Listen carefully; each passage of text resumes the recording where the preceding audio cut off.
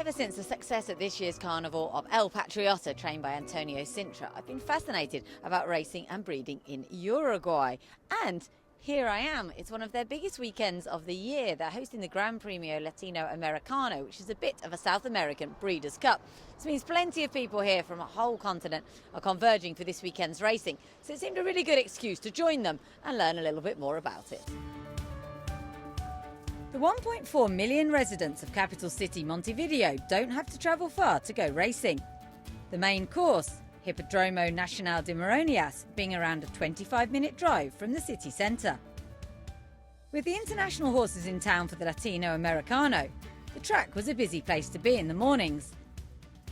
This is my first experience of track work in South America, and one thing that's immediately apparent is that they don't use saddles by and large. Apparently it's tradition, and that's how they always do it. They do put them on for faster bits of work, but generally just canters, routine work, no saddles. The no saddles thing, while being common across South America, could be about to change.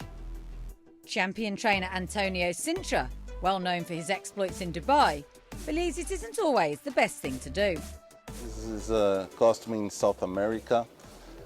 It's changing, but it needs to improve a lot. I'm trying to change the mind of my riders.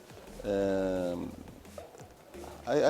believe in a few times we will change it and we will see everybody riding on saddle. So you believe it's better to use the saddles? I'm sure. Yeah.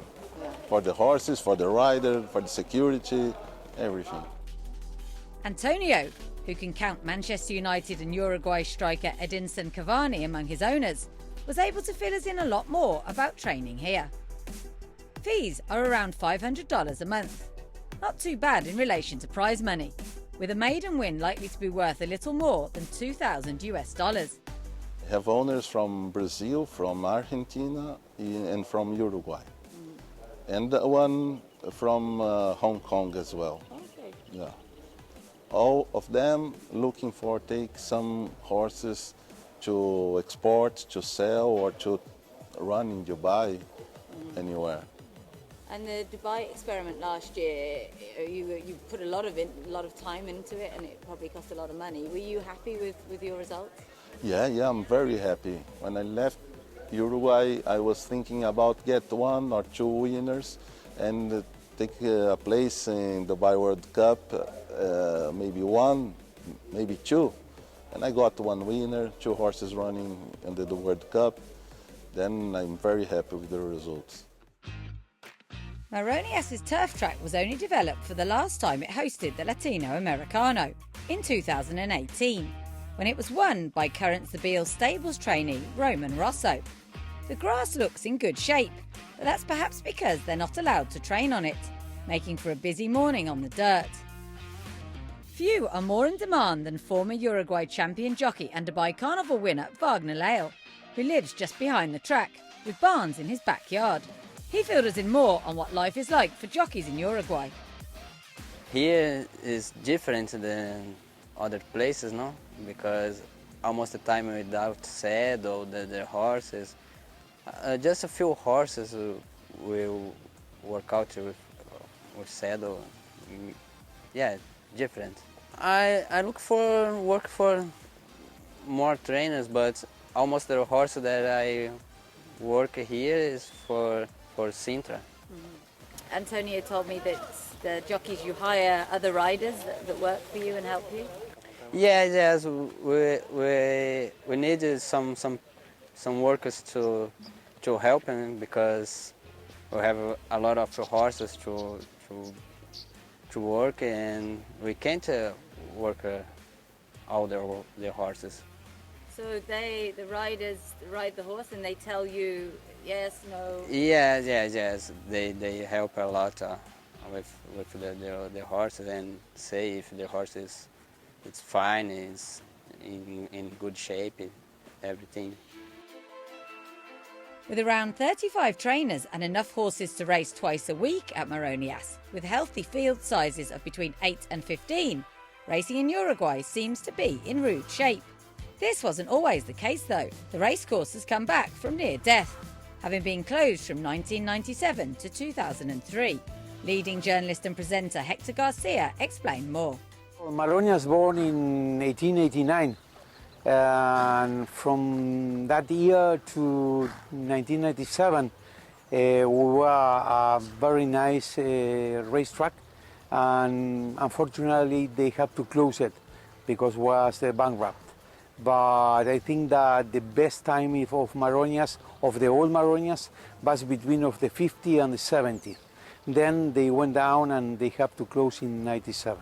It's a racetrack that they have a Triple Crown, they have the Ramirez, that is the most important race, and the race that we have in the Group 1, in the Book 1, like Group 1, and it's an amazing race that we are, when they finish the Ramirez, we are thinking in another Ramirez. Maronias is the centre of racing here. With all bar a few small trainers based on track, there are opportunities at Uruguay's other courses. Pablo Nunes told us more about racing outside of Montevideo. This is Maronia, our main track, our biggest stage for all the horses. But we got another racetrack, despite we are a small country, kind of 3 million of people here. We got kind of half an hour by car. We got Las Piedras. It's a small racetrack. Of course, Las Piedras is also ruled by Codere, like Maronias, and we got there one meeting per week. Here in Maronias, we got 2 meetings per week on Sunday and on Saturday. On Las Piedras, we got races on Friday. But apart from that, we got 4 more racetracks, smaller in the countryside, in the north, in the east, and in the west. And another one kind of in the middle of the country. We got Colonia, we got Melo, we got Florida.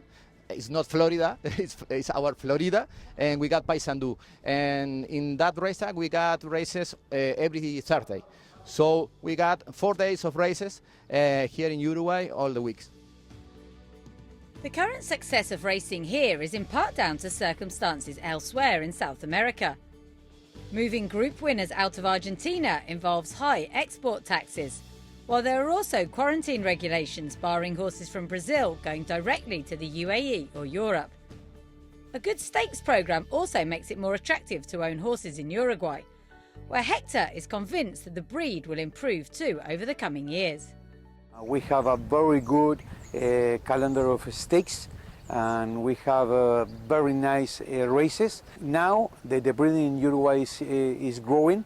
We have here 4 stallions that are top 100 in the States. You're going to see a few of them during your stay here in Uruguay. And I think that with all the mares that import and a lot of breeders, we are going to have improving our blood in the next, I think, 3 or 4 years. The time of our visit in October coincided with the start of spring in Uruguay. From the downpour we received on the day before the big race, however, you wouldn't have known it. Leaving the trainers to stress about the possibility of a sloppy track, we headed out to see some farms and gain some insight into what appears to be a successful breeding industry. I've come to check out one of the breeding farms here in Uruguay. This is Harris Repetti, which is currently home to 5 stallions, including Posse, and also Midas Touch, who was a Group 2 winner for Aidan O'Brien in Ireland. It's an absolutely stunning farm, and not like any that I've been to before. Harris Repetti is home to 5 stallions. South American Group 1 winners Fitzgerald and Gandhi DeJob, joined by international names Algorithms, Posse and Midas Touch. The last named a somewhat surprising acquisition, giving his success on turf for Aidan O'Brien. And we saw 5 stallions that we have in this season, that they are Gandhi DeJob, this is a Brazilian horse, champion 2 years old, champion 3 years old, and twice horse of the year. That his first crop is yearling, and Another one is Fitzgerald, that is son of put it back in a out of a wild event mare, also a Brazilian horse that was champion miler here. We have also Midas, who is a son of Galileo, champion 3 years old in Ireland. His first crop is 3 years old here in Uruguay, and he's leading the long distance and turf track races here in Uruguay.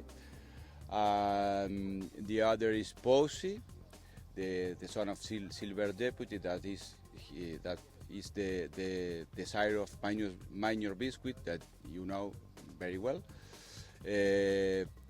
who is leading sire in Uruguay by number of races win.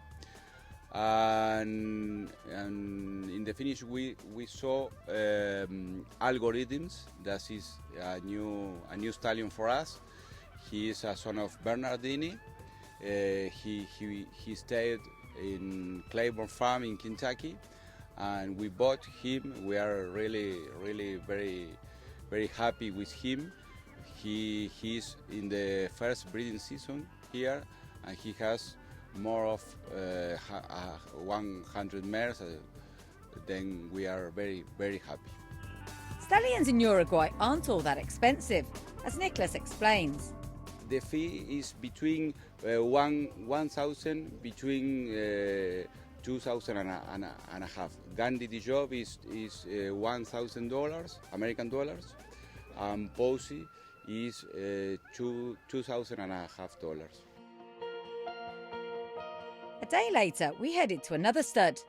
Harras Cuatro Piras has a few things in common with Harras Repetti: famous stallions and stunning scenery.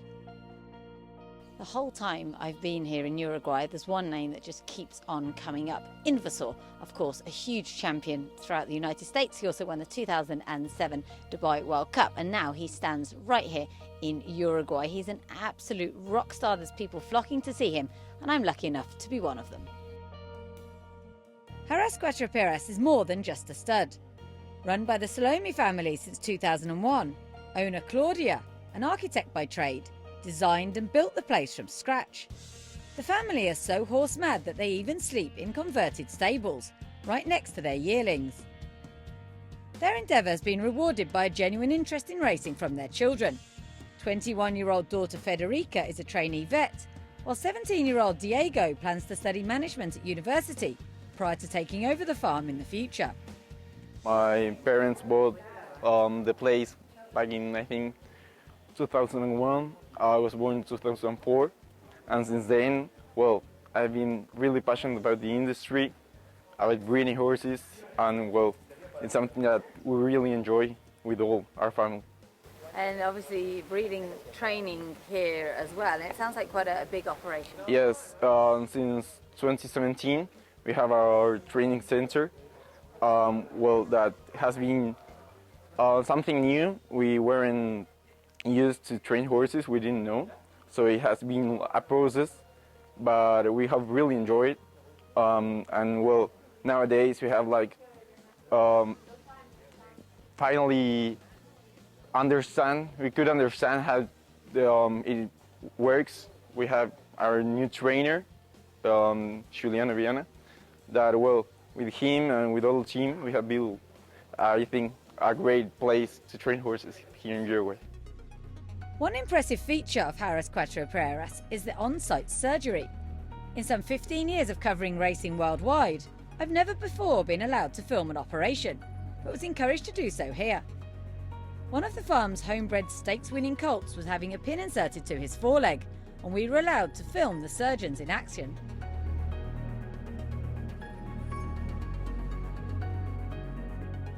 After that fascinating interlude, we headed to a rather spectacular lunch, where members of the farm's racing club were introduced to some of their runners. Syndicates are a relatively new concept in Uruguay, but Diego is keen to involve as many people as possible in his Monte Nativo racing club. We usually sold the whole crop, the whole generation. But well, this year we decided to create this syndicate, this club, just to keep all those horses. And we bought also 10 more horses in Brazil. That is a huge market here in South America. And well, the syndicate now has partners from the USA, Argentina, Brazil, and Uruguay also.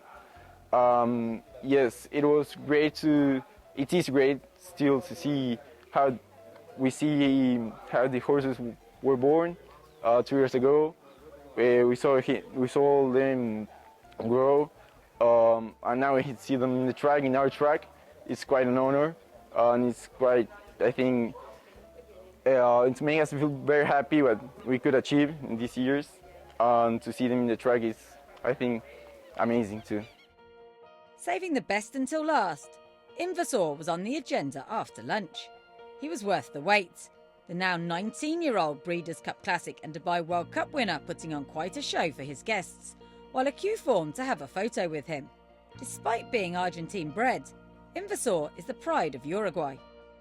Here in Uruguay, we have football, we have different sports, and horse racing is one of the most important activities here in Uruguay.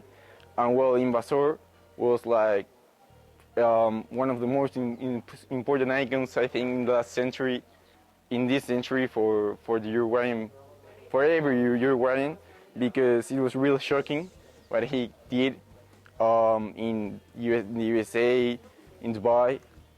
Yes, like when we had the possibility to stand him here in 2015, it was something that we felt really proud of how Sheikh Hamdan in that moment trust us with his most important horse, his best horse in all his life. And well, we have now the possibility to enjoy him every day. And well, it's something that it's hard to put in words, I think. Yes. What's he like to be around to deal with? Well, in fact, since he was a colt, he was a little bit difficult to work with him. Perhaps because he really likes biting. It's something that he still does. But well, then he's like really quiet, and he's a beautiful horse, and it's really easy to work with him. Keen to invest in younger bloodstock, Quattro Pieras also stands 2013 Kentucky Derby winner Orb. The sire of Grade 1 winner Sippican Harbour, the impressive-looking 11-year-old was quite a handful for his groom. Orb is the latest acquisition we have here in Uruguay and Quattro Piedras. He's part of a syndicate with more than 25 owners from Argentina, Brazil, and Uruguay. And yes, it's quite an honor to have a Kentucky Derby winner, a Florida Derby winner here in Uruguay. He had awesome results, I think, in the USA, in spite of having like reduced crops. I think not many horses, but well, he had Sippican Harbour who won a Grade 1. Yes, it's quite an honor to have a new Kentucky Derby winner because we had the possibility to stand real quiet and Smarty Jones too. While the studs provided a beautiful interlude, Sunday's race day soon came around. The Longines Gran Premio Latinoamericano moves countries and sometimes surfaces each year, which makes it a unique concept. It's also usually run in March, COVID having forced a rescheduling in 2021. This is a challenge because this is moving, our distance are long distance, it's not like Europe, yeah? And it's moving from Uruguay, next year Chile, it can be Brazil, can be Peru, can be Argentina, so it's a real challenge.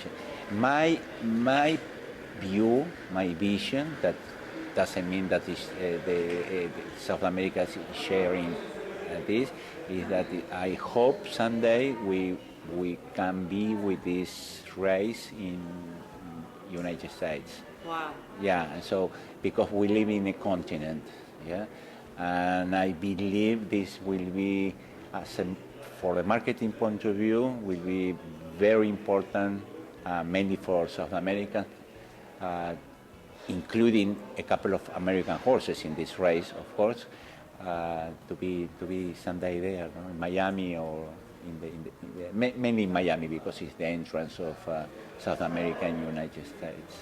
That'll be amazing. And this year it's a bit different. The race is normally in March. It was probably quite a difficult decision to move it to October, was it? This is an adventure. This was an adventure. This is completely crazy what we are doing. We try to save the year and to not losing this race. But we organize everything by Zoom. This is to organize an event by Zoom is not easy. We were always challenging the pandemic, so we could confirm definitely in August this race. So it's unique, and I think the people who were working will remember for the whole life, because was a real challenge, and not just for us, was also for Longines, because Longines was following us, and I think it's because our partner is a real partner. We have enough credibility with them for them to make a bet and to achieve the goal. Time to head for the track for what was to be a long day. Large field cards are common across South America. What a day it's going to be. There's 15 contests in total. They get underway at 1:40 and go right through till 9:35. And the big race, the Gran Premio Latinoamericano, takes place at 7:15. Unfortunately, due to COVID restrictions, they do have a limited crowd today. I think only around about 4,500 allowed on course, whereas in a normal year, there would be about 18,000. It's very windy and really quite warm, which is good news for the track. After the rain that we had yesterday, it looks like it's dried out quite well. So hopefully no particular excuses due to track conditions today. They don't stand on ceremony here. There's free entry to the track. Children are encouraged and well provided for. And there's definitely no dress code. A world away from European tracks, but not far from the laid-back vibe found on those in the US. Something that isn't laid back is the veterinary care, which is taken very seriously indeed. Senior vet Dr. Rita Roca explained more about the pre-race checking regime, which uses some impressive technology. We take attention of some important topics, that is check the horse when he arrives.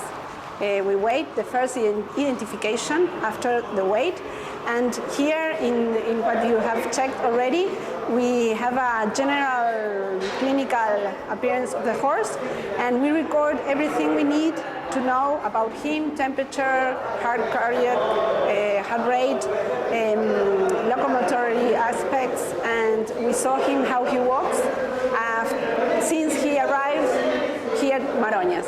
And then from here he goes to the track. There's another vet that he looks up the locomotion.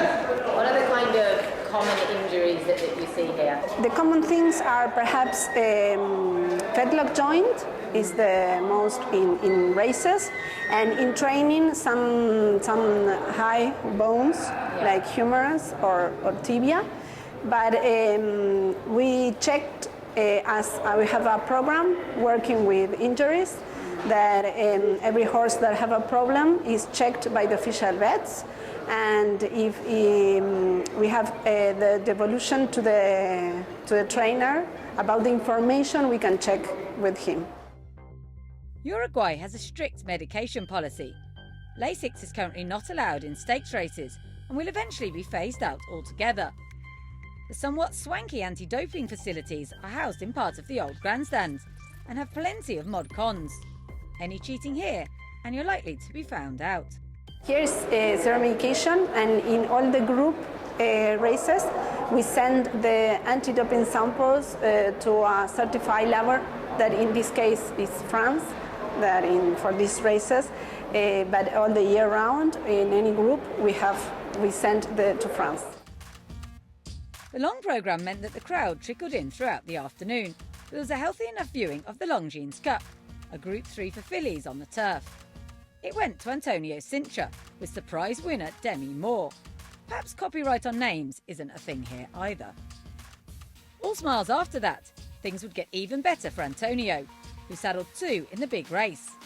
4-time local Group 1 winner Aero Trem facing Grade 1 Ramirez hero Atletico Alcalano.